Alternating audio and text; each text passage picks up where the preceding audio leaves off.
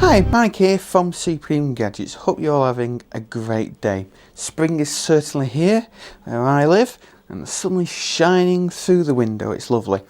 So today's video we're going to be having a look and unboxing of the Rippl-TV. Now the Rippl-TV is an Android based smart box for watching media on. So it's a bit like a Fire TV or an Apple TV, but it runs pure Android with a few extra features on it that Rippl-TV have put on themselves, such as Kodi and a few other apps. So let's have a look at the unboxing. So just a quick look at the box to begin with. Just on the side, it just tells you a few basic details about the Rippl-TV itself. So we've got 4K Ultra HD compatible, so it's compatible with standard HD and 4K HD. It runs a custom Rippl-TV version of XBMC, or Kodi as it's now known. It's running Android 4.4 KitKat, as you can see by the logo there. It's got dual band Wi-Fi, so 2.4 GHz, 5 GHz, and it's also got an Ethernet port as well. It's got an ARM Cortex A9 quad-core processor, a octo-core GPU, 2 GB of RAM, and 8 GB of flash storage. Okay, so just flip the box around a little bit. So just on that side, we've just got a few basic details, nothing exciting. On this side, it goes a little bit further on about the features. So we've got DRM compatible, again the Ultra HD, 3D compatible, DLNA, Miracast, AirPlay, and remote control as well.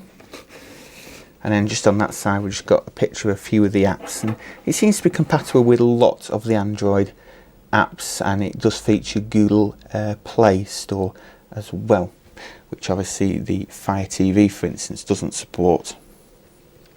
So moving on to the unboxing itself. So if we just take the lid off, it is very easy, as they say, frustration-free unpackaging. So it's just a little lid off the box, and there we can see the Rippl-TV itself. So we just pull that out of the box, and it's all in its cellophane packaging. So we'll just undo that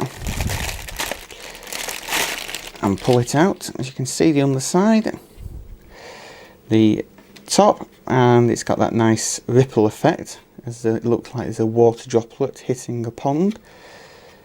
Okay, we've got the front with its LED light just on the front there. Got a full-size SD card slot there for putting media in. Got two USB ports, HDMI, Ethernet, AV out, or audio out. It's probably 3.5mm audio out, optical audio out, and the power switch there. Nothing on that side, and then back to the front. So there we are. That is the Rippl-TV. We just move that onto one side. Further into the box, we'll just take the padding out rather. We've got a basic remote control. I believe this is infrared, not Bluetooth. So we'll just undo this.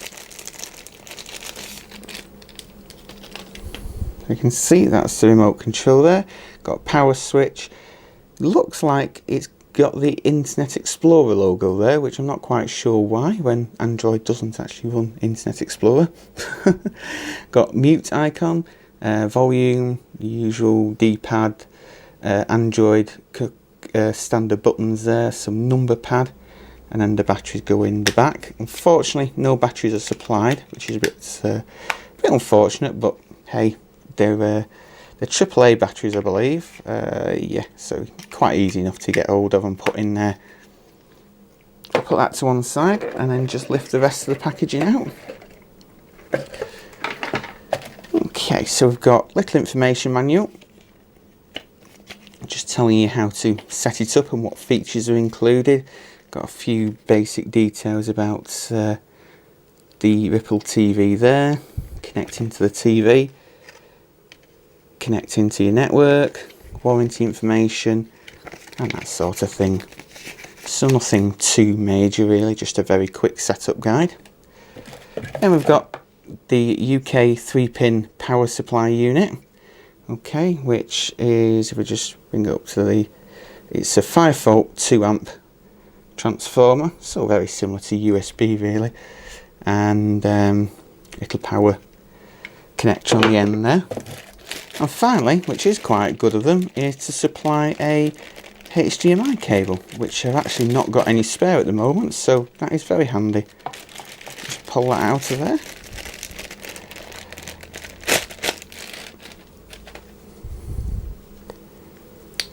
Yeah, and it's gold plated as well, which is quite nice.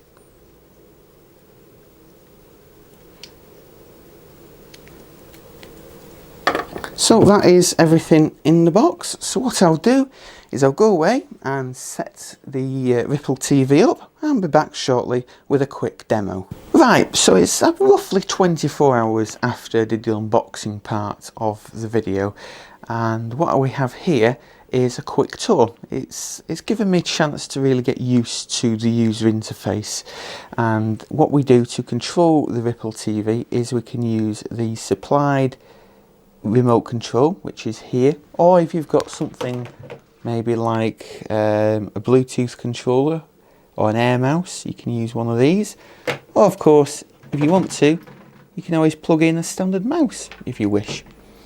What I'm going to do though is use the supplied remote control first of all, so let me zoom in to the screen and have a little look around the interface. Right, so first of all, when you actually start up the Rippl-TV, you'll get two options as to regards home screens. The first one being this home screen, which is the main home screen of the actual system, or if you want to go straight into Rippl-TV's version of XBMC, then you can do. So what we'll do first of all is, because this is probably the best home screen really for what I want to do, is I'll show you around this home screen first of all. Obviously if you prefer to jump straight into XBMC, then that's entirely up to you, or you can hunt around on the Play Store or any other app store for that matter to find your own perfect home screen, which is a great thing about Android because it is so customizable. So what we have on the actual home screen first of all is just some online videos. Now you can add applications to this section. So what you get pre-installed with the Rippl-TV is Netflix and Rippl-TV, which is their custom version of XBMC. Obviously to use Netflix you will need a Netflix subscription. Because XBMC has now been superseded by Kodi, I've also installed Kodi, and I've also installed Amazon Instant Video because I'm a Amazon Prime subscriber. Unfortunately though, I'm slightly disappointed with the Amazon Instant Video app on Android.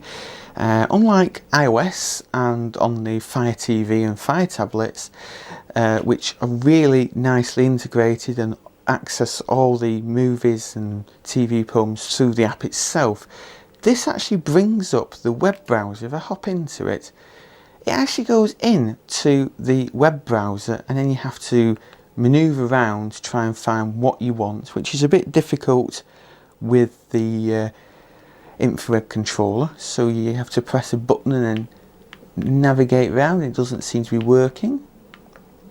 As you can see, it's very difficult to use. So really what you'd need is a mouse, which I've got just handy here, and then you go into anything you want if you wanted to do that.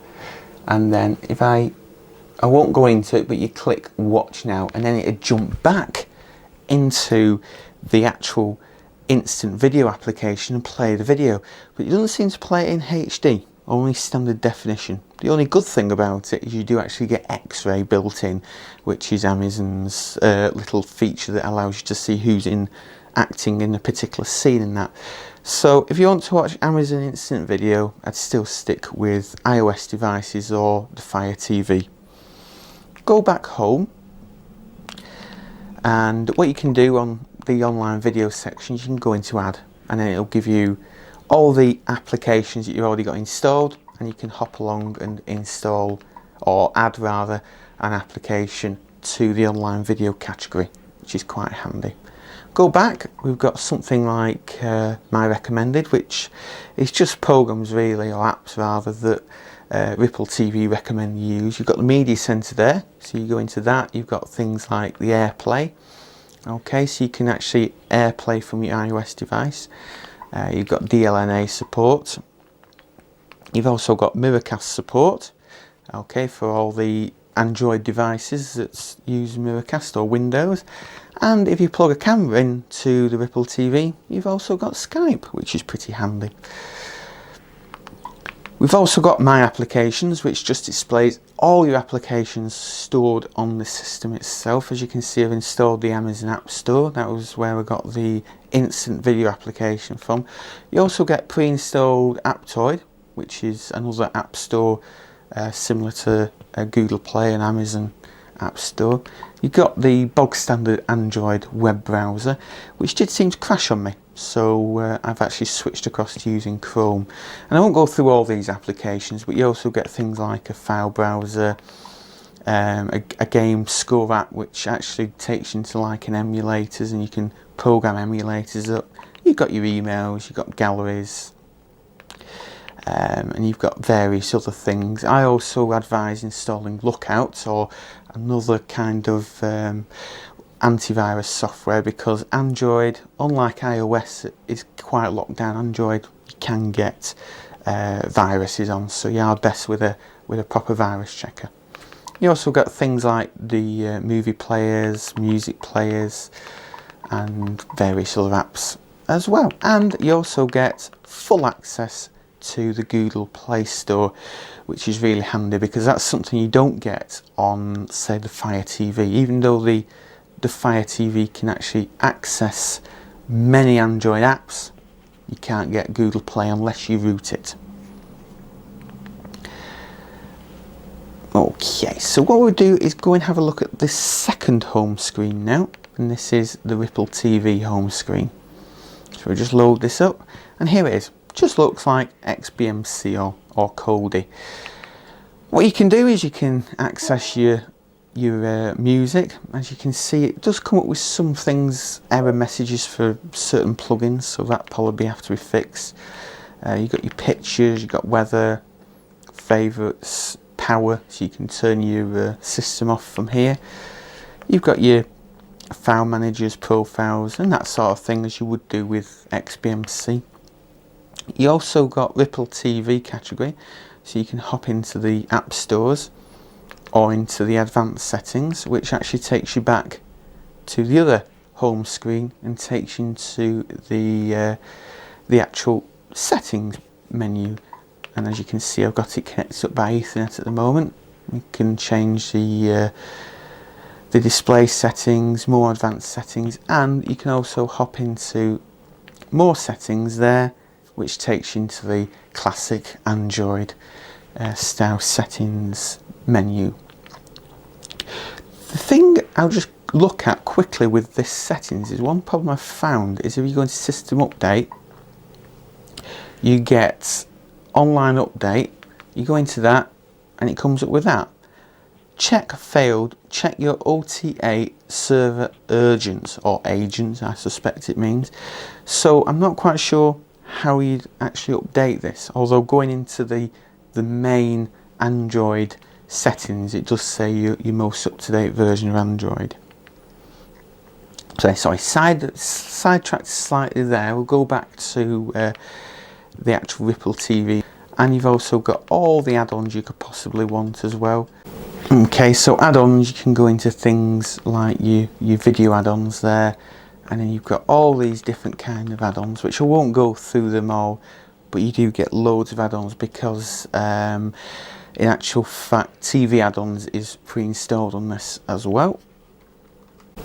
And also, if you go into Rippl-TV, you get a overall view of all the apps that are installed on your Rippl-TV, but not quite in the cleanest of senses that the other home screen presents them. So that's why I do prefer the other home screen to XBMC, although XBMC is absolutely fantastic for playing media.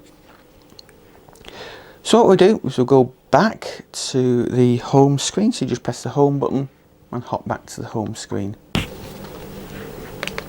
Okay, you've got music as well. You got various music apps, including the stock music apps.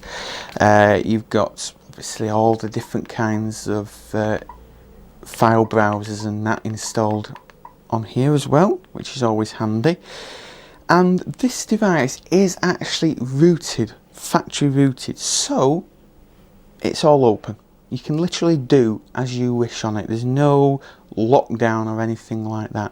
And you can plug pen drives into it, you can plug SD cards into it, various types of keyboards and mice, and you can play games on it, that sort of thing. So in all, it's just like an Android tablet that has been completely unlocked. Obviously you haven't got a touch screen, but you've got all the power that you need really, and you can really cram it full of all kinds of video on demand software. You can put games on it, you can even put things like word processors on it if you like.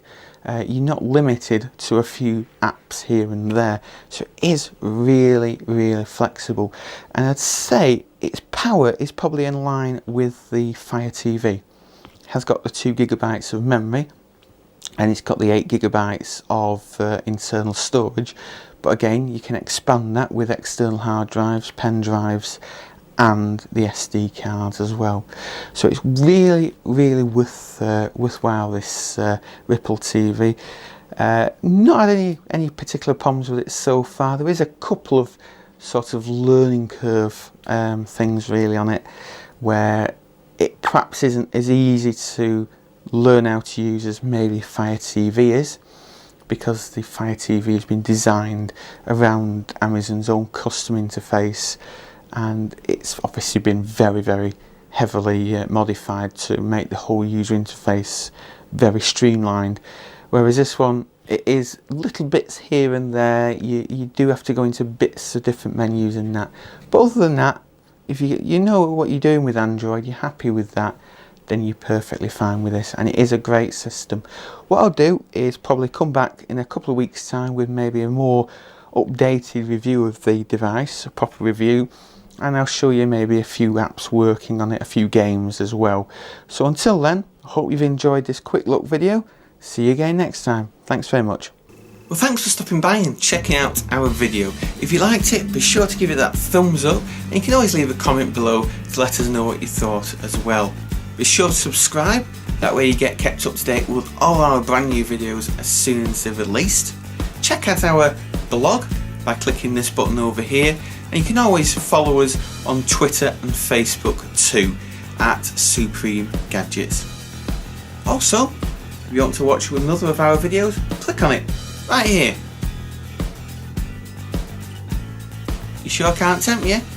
Go on, click on it. Alright then, we'll see you next time. Bye for now.